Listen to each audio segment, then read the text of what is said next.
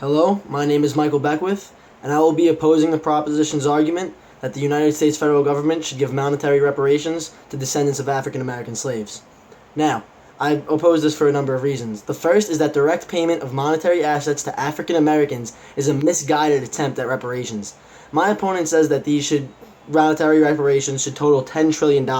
This would be about $250,000 to each of America's approximately 40 million black residents. I would say that these payments would be the equivalent of a lump sum lottery winning. Studies have shown that lump sum payments do not solve, and in fact, some cases exacerbate the problems facing socioeconomically disadvantaged groups. For example, in 1832, Georgia held a land parcel lottery, which gave valuable land to various low-income farmers. A longitudinal study has shown that the descendants of these lottery winners were no better off in terms of income, wealth, or education than non-winners.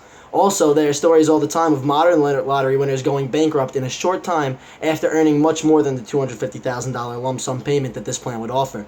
My opponent also states that giving this money would stimulate the economy because it would spur investment and consumption. I think that this is a misguided assumption for two major reasons. The first is that Forbes has found that black Americans are much more financially risk-averse than white Americans. This makes the assumption that there would be mass investment and consumption to stimulate the economy by reparations receivers tenuous. Not only that, but the $10 trillion would require massive budgetary cuts and tax increases in the short term.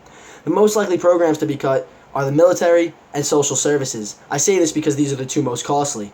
Now, the social service transfers aid socioeconomically disadvantaged black Americans that my opponent's plan looks to protect, and the military would be cut, leaving us vulnerable to attack. Also, the tax hikes that it would require would most likely be incurred by the upper and financial classes, further impeding investment in the economy. Now, I say not only this, but the $10 trillion would make it so the economy would in fact crash before any investment could make it could spur economic growth. This is because the $10 trillion he proposes is more than half our current total national debt, which is a little over $18 trillion, and more than 20 times greater than the 2014 yearly budget deficit. The idea that the economy can withstand such a rapid and substantial government transfer of funds is unreasonable in light of these facts. Not only this, but the Afghan and Iraq wars, which were blamed for impeding economic development and costing the country large sums of money that led to massive budget deficits during the Bush administration, has cost approximately $6 trillion over 14 years. This is only 60% of my opponent's proposed plan.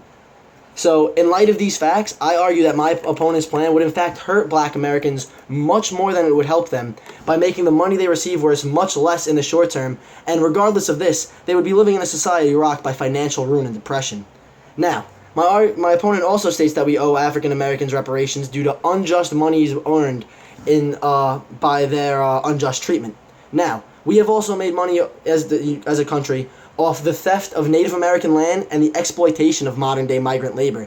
Yet these groups remain uncompensated, and my opponent does not seem to have a problem with this. Not only this, but African Americans were not the only victims of slavery. In fact, the first slaves in North America were white Irishmen shipped here by King James in 1625, and the practice of selling Irish slaves to the New World was prominent between 1641 and 1652, when more than 300,000 Irish slaves were sent to the U.S., and the practice continued until at least the end of the 18th century, when the British Crown sent Irishmen as slaves to the New World in order to punish them for their participation in the Irish Rebellion of 1798.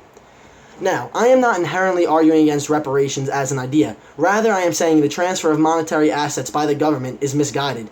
If reparations are to be paid at all, I would say that they should be paid via housing vouchers and tax credits. The housing vouchers would go to low-income black families, and the tax credits would go to middle and upper class. If Irish descendants could prove that they are in fact coming from slaves and not later migrants, then they too could be included in this program. Now, this would cost much less than the $10 trillion reparation my opponent proposes, because the cost would be mitigated by a surplus of vacant houses, which the census estimates is around $9 million in the first quarter of 2015 alone. And also, the tax credit would be for higher income brackets in the black community, who are more prone to investment and consumption on a grand enough scale to stimulate the economy. And Andrew ends his argument with the idea that socioeconomic deterioration of black people is why reparations are needed in the modern day, practically, if not philosophically. However, it has become common knowledge that everyone outside the top 1% of income owners is facing genuine socioeconomic degradation in the modern day. Since this problem is not unique to black Americans, it cannot be used to justify the reparations for slavery. Now, for those reasons, I think that my opponent's plan is misguided and would not in fact help African Americans, and therefore you should vote for the opposition.